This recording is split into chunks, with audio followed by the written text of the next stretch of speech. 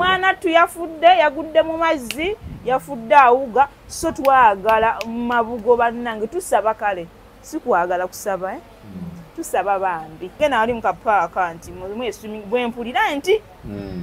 bwebito okusinzira ku story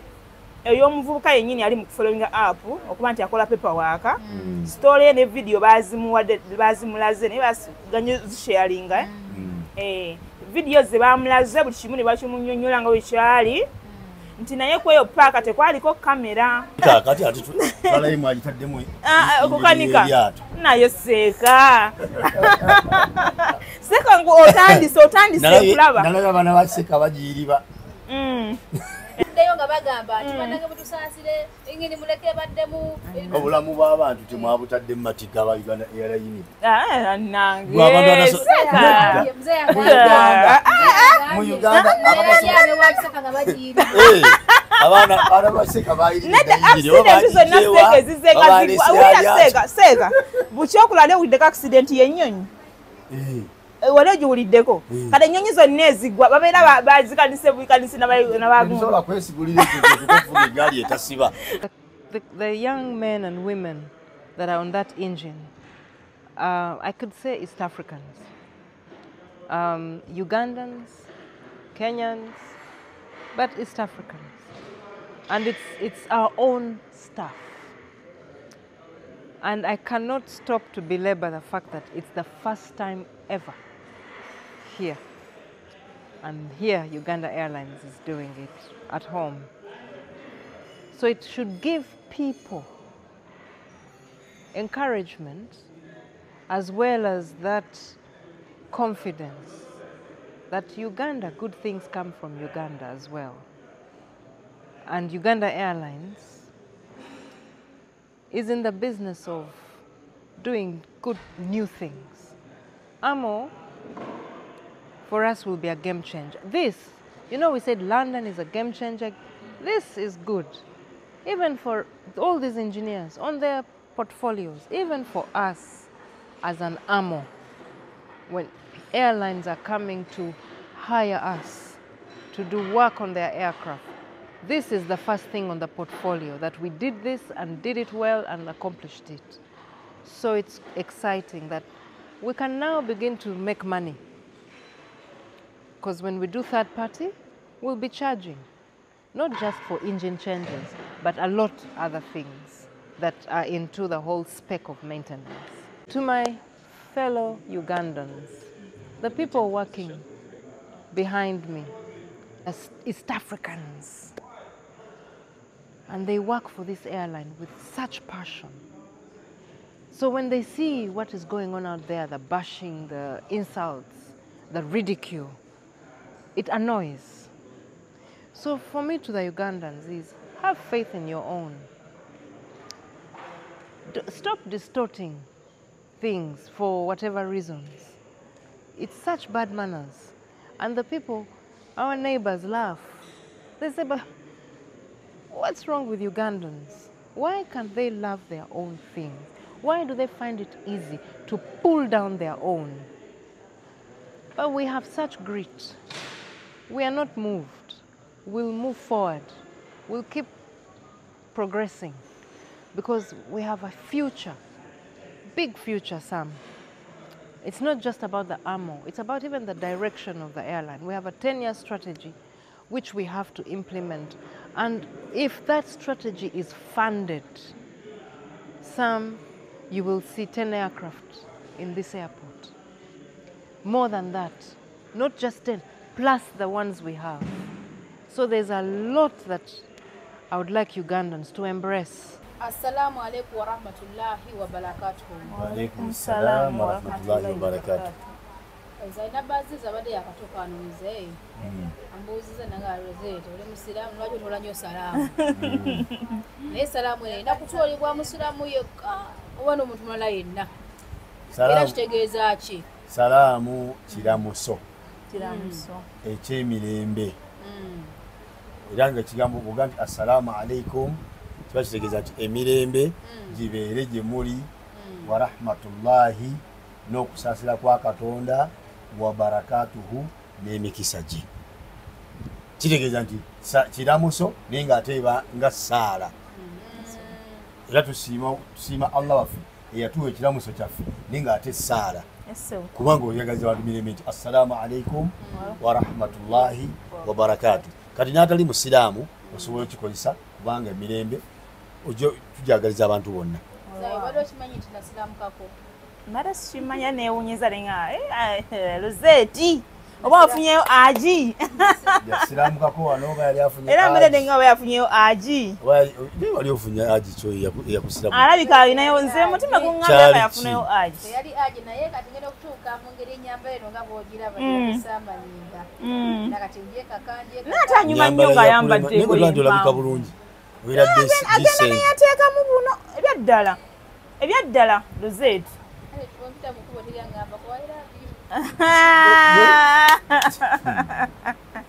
bakuwa kibu ekitiibwa ekitiibwa naye nga lusimaati bakulaba nga oyambadde bwotyo era nze mbadde simutegedde bakulaba nga oyambadde bwotyo bakuwa ekitiibwa mbadde simutegedde abantu basipendinga millions and millions ogenda okukola hijja babayite bahajjati igwe okwataddira muzo 10 n'ogula eshariya n'ogisaako ne bakuyita hajjati taito n'oba nga ogifunye bwekiri anyway nze ekigambo okutola salaamu ni Allahu akbar subhanallah alhamdulillah bigambo tebiva mu kamwa kange era omuntu okusanga n'agamba nze tukikusanya ebigambo ebyo tebiva mu kamwa ne wano ku mpombo nabiyigirawo nnyo saba Allah akuwe haji akuwasa okwo niwo musiraamu mutabani w'omugobe oli mu kamera tabani wange saba Allah akusasira osiramuke omunywereze mu busiraamu. Anyway, Sheikh, ladies first, Zai, tuwe ku salamu, Mzee tuwe ku salamu, nsonga etulese enkulu nga otudde basatu. Yes, nyabo. Baye tugigaye. Assalamu alaikum wa rahmatullahi wa barakatuh. Wa alaikum salaam. Abenzikiriza endala mukama waffe yeebazibwe. Amina. Era nga mbalamusizzaako nnyo bannyabo ne wasebo buli omu gyali mbalamusizzaako nnyo bambi. Mugamba muti eyo mwebala okukola banna Dubai mwebala okuyiriba mwebala gye mutuusake nga si byangu ne kugezaako bambi amina. Assalamu alaikum wa rahmatullahi wa barakatuhu. Nawe mbagambye salaamu kiramuso ng'ate edduwa kakasa nti ekyo kimala mwenna beekigambye mwebale kubeera ku Nyondo Media kutuwuliriza na kubeera nti mukola nga awangaye kubanga kyatuleete n'okukola era nembebaza n'okubeera nti muwagira bannayuganda bannammwe nga okuwagira Mpombo African Restaurant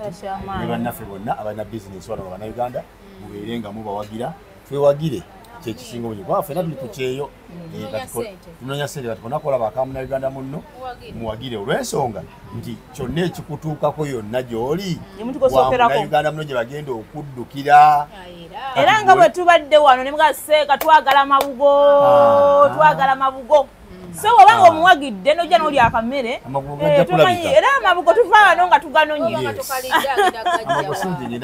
ne mugaseeka twagala mabugo tuyagala visa ticket kudda kazayina bumuno kitegeera kugamba tweyagalize muleme tunonyanga mubizibu mwokka tokubye nnyo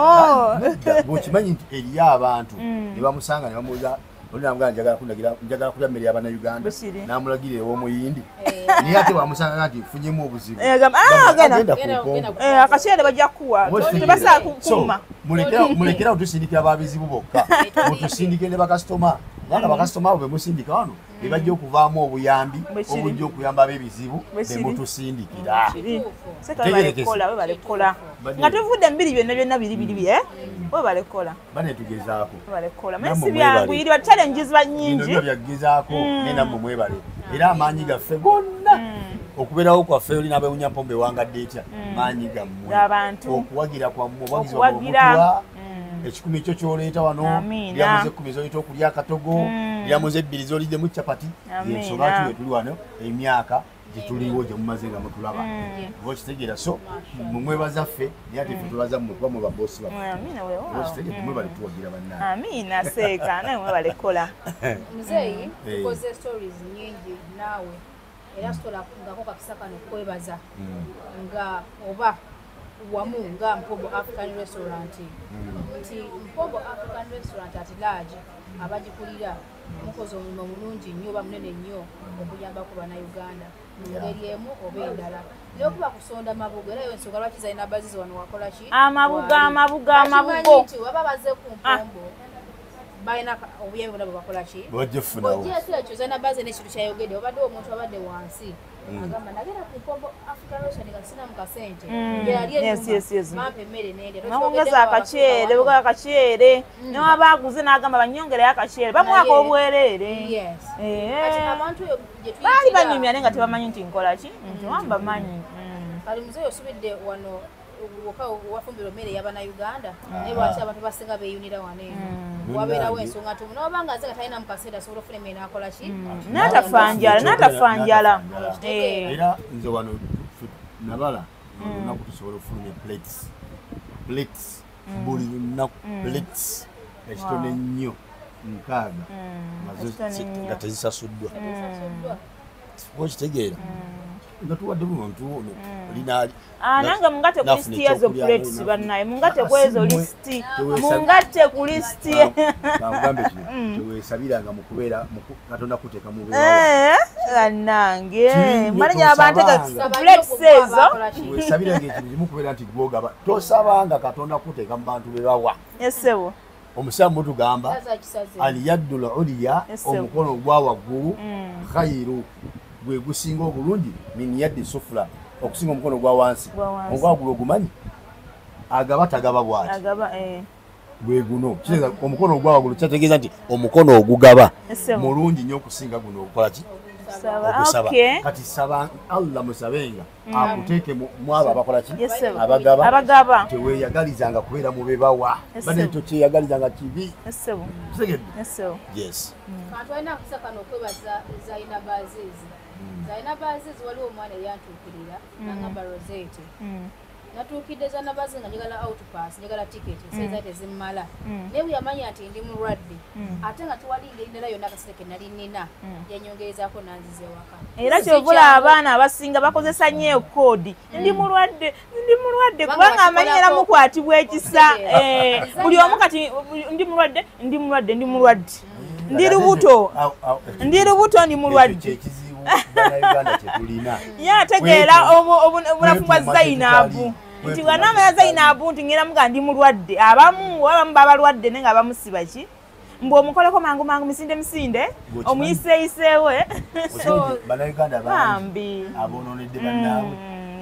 yatambula bulungi omwana yatuuka bulungi yangamba neyifaananyi kuba ekyokusooka nze yamusindika eyambulya bizibu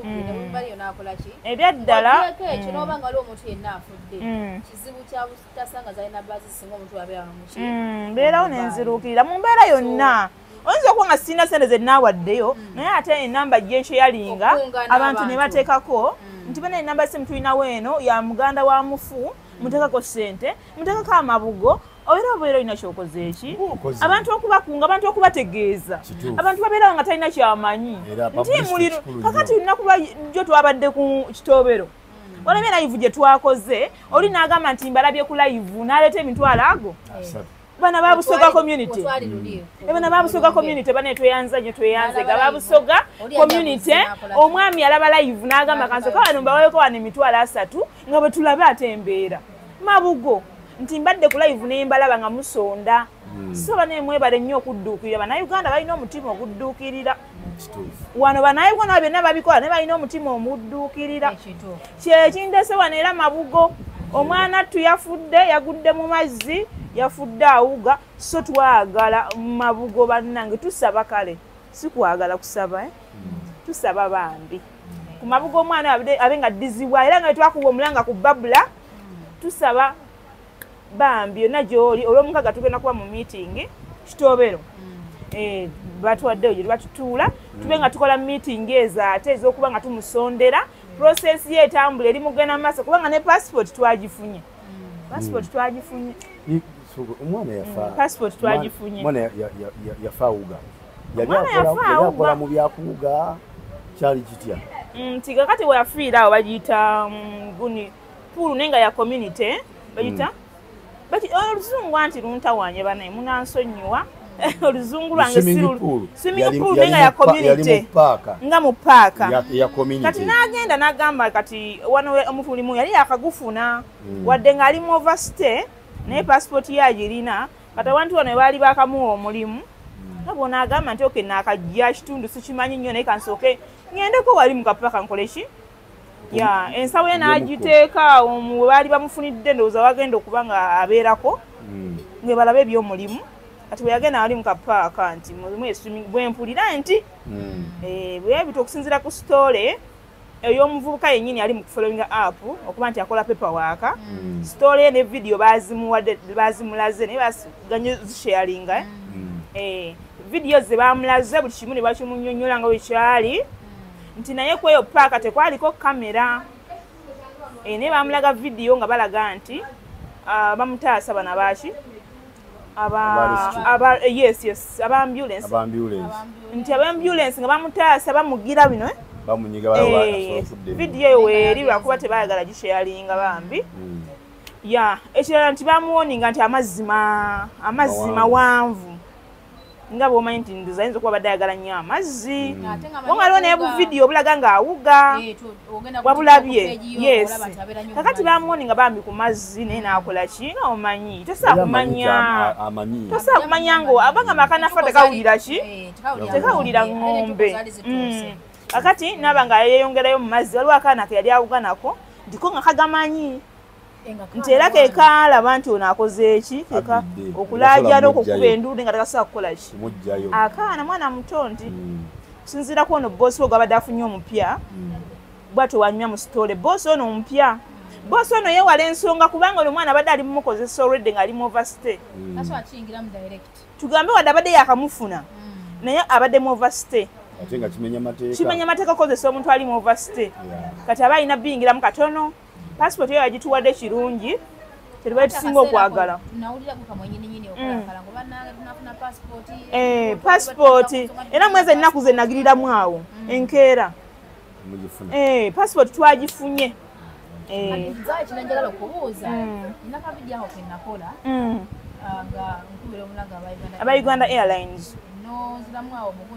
mu group omanyi yaweebwa saagitegeera yeriwa ofa weeri ey'abafu era yaweebwa eyo ofa abantu abatambuza abafu kati kugamba nga Mwami Kaboggoza omanyi omuntu oba nga yasinga okukola ekintu tumuwa ebimuli bye nga kyali mulamu Mwami Kaboggoza ono ye muntu akyasinze oba ye omu ku bannayuganda kale abakyasinze okuba nti bazzayo abafu prosesa eyo yasinga ogitegeera amazima go gabeewo Mwami Kaboggoza ye tumuwa ebimuli bye ng'akyali mulamu yakyasinze era yes akoze nnyo so gundi eyo agimanyiko eyo offer aba Uganda Airlines gye bakola ki aba Uganda Airlines offer eyo gye baawa abafu era naye kulwa babula wala video Yugi Media yali ataddeyo video bamugamba agijjeyo yes video bamugamba agijjeyo video yatambula nnyo ng'era ali mu kwogera ku Uganda Airlines so offer eyo baagireeta kubanga bw'ogamba nne batusalireko discount paka ku Kisemba obanga agamba nti ate n'emisolo bye bagenda ozisasula wanga wabeerawo emisolo emitonotono gye basasula bano then n'omufu nti bamupima kilo zomwe mwino zisasulira then buli obulala Uganda Airlines gundi eweeri yokusinziira ku ssente nga ku Emirates n'ogeraageranya eba wansi Uganda Airlines osegedde yeyo offer yeweeri abafu okusinziira ku nnyonyi endala era bagamba kebeera ku nnyonyi endala olabe bagenda kusaba mmeka ogenda okulanga zikubisamu emirundi ng'egi akyevula wona omuntu agyogerako nvayo oluusi wanga obimu bamanyiko ekitonotono nvayo neŋŋamba si bwe kiri bambi omanyi bannayuganda oluusi bakuba bayisizaawo nga bakuba naye kakati ate twalayimu agitaddemu okukanika naye seeka seeka ngu otandise okulaba nalaba abaana baseeka bagiyiriba bavuddeyo nga bagamba nti bannange mutusaasire engeri muleke baddemu obulamu bw'abantu temwabutadde mu matiga aba Uganda Airlines nange mu Uganda abaana baseeka seeka bukyokulala ewuliddeko accident y'ennyonyi wali ogiwuliddeko kati ennyonyi zonna ezigwa babeera bazikanise buikanisi nabagu sobola kwesigulira ekyokufuga eggaali etasiba byokimanyi kubanga tebereza Uganda abanasobola lwaki munyoomesha mmwe twemanyi tetusobola kukola wadde ejjirita n'ekibiri tukigula China tukalike enyiri ennyonyi seka oba omuleese awo ebyo byayagala tumanyi kyusa mipiira seka obeera omuleese n'obulamu bw'abantu baneseeka ennyonyi eri seefu bannayuganda mbategeeza nti ennyonyi eri seefu ennyonyi eri seefu seeka omanyi mu Uganda tulina omuzannyo mungi eri seefu naye ate Uganda seeka Uganda ekulaakulanye seeka Uganda ekulaakulanye tokyali kuguli gundi gwojusi olaka oludde ogenda Uganda seeka myaka emeka nga togenda Uganda mubuuze amaze ebbanga ki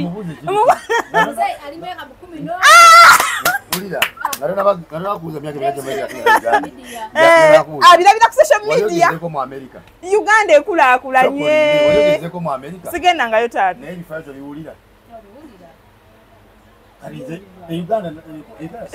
aseeka wamma aludde ogenda Uganda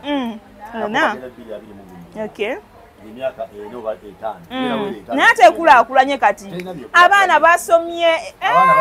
naye bonna bagwira wano abaana bemusomesa abatalina mirimu singa gwoba oweera omwana nga asoma bwa dokita nafundikira ng'ali mu kiyumba omwana wekiyumba yetaga kumala kufuna diguli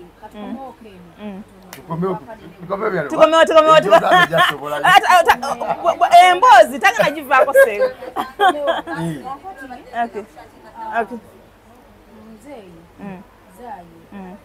kufiiriddwa nnyo abaana simanyi lwaki gino emyaka emyaka nga kubanga myaka egyo edda wayitangawo myezi ng'esatu oba etaano nga toliddeyo omuntu akolaki naye kati tosobola kuyisaawo mwezi tola omwana akoze eki zalina bwekimanyi naye kiva ku ki omanyi kati ekisooka tuli bangi okusinga bwe twali luli ekyo kimu ekyokubiri stress nyingi nnyo kati omuntu yabeeranga wano nga talina visa naye nga teeraliikirira byamukwata nga kiwawo okuwulirwa ti omuntu bamukutte ekyokubiri nga ne baba mukutte bajja mukwatira mu kifo kikyamu era bamukwatidde mu mwenge malaaya bwebityo naye kati naye bamusanze atambula bamukwata ebyo tebyalabikangawo naye kati bakwata alina visa ngedda bw'obeera mu nnyumba nga tolina visa oba oli seefu oba okitegeera kati ne mu nnyumba bakola batya bakukima ekyokubiri nga bw'oba olina visa oba oli seefu kati ne bw'oba olina visa toli seefu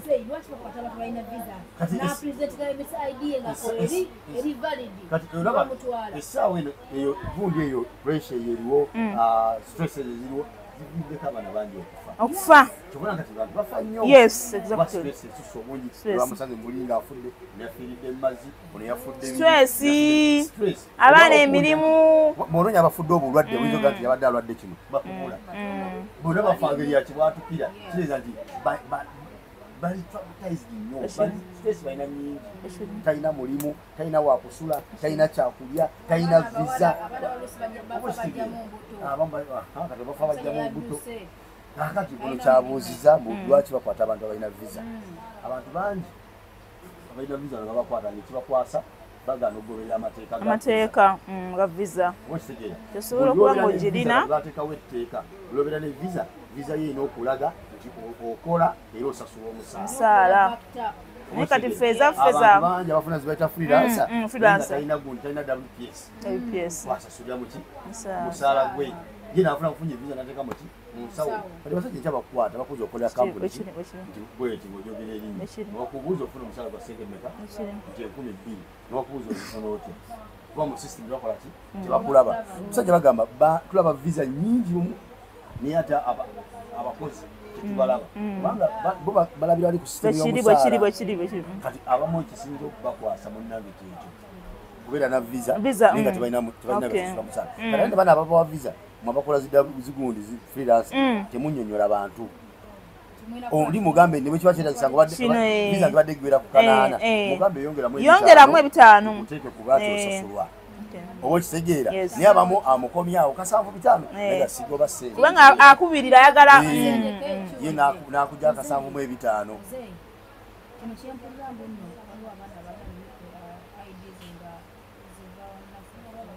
kituufu mwe bali bangi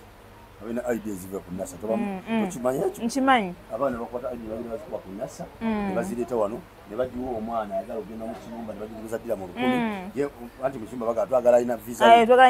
kyakwata n'atwala ID jukira nti Omwarabu talina scanner yamanyi omuntu amukolera alina visa yamulaga bulazi ID ne ku NASA naye ng'ebintu ebyo si birungi bireetedde bannaffe obuzibu ni bwe bakwatako omu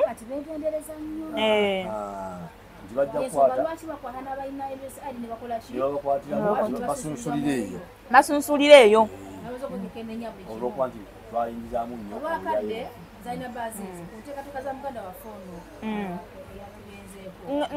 nga buno bubaka bw'amaanyi nnyo ku nsonga eno eya visa batransporta mwegendereze nnyo abantu ababawo ebintu n'omuntu owa bulijjo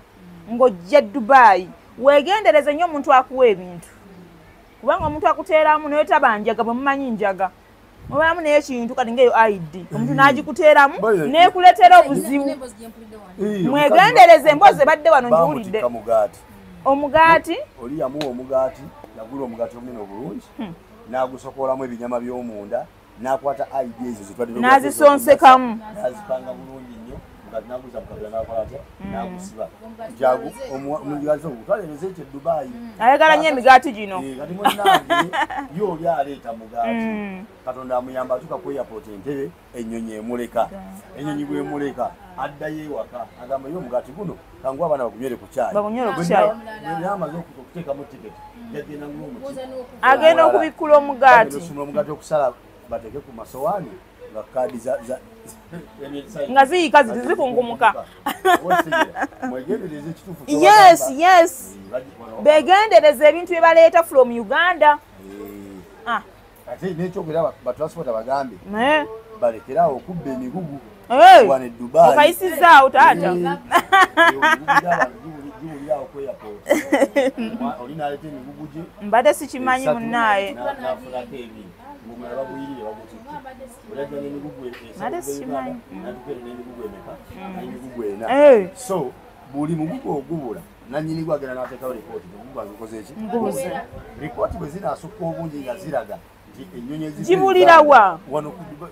wano wennyini bazijja ku lupiira bagijja ku lupiira oli alaba ayinza okuba yaleese amatoke satu kati agenda olaba nga kuliko ebokisi ey'omuntu omulala n'agikona n'agiteeka ku kiro n'afuluma agifulamu ssente naye yaleeta obuzibu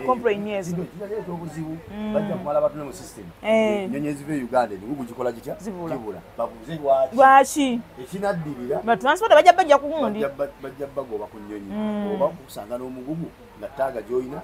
si yeri ku mugugu bakukwate bakusiibanaye mugumiikirize mulye akatono mufuna ku byammwe kubanga okukola ekintu kimu nekireeta banno obuzibu omulimu gwamwe gujja kufa lwa muntu omubakisingaokunyisa abanayuganda babamanyi omugugu gwabuze nti oyo gundi babamanyi abatekola oyo gundi kubawaana obuwangi bagambeko bagenda bononya omulimu oba okitegedde empande emu eyuwekisi mulemu okuwana nti oyo kafulu mu kugibba mugambeko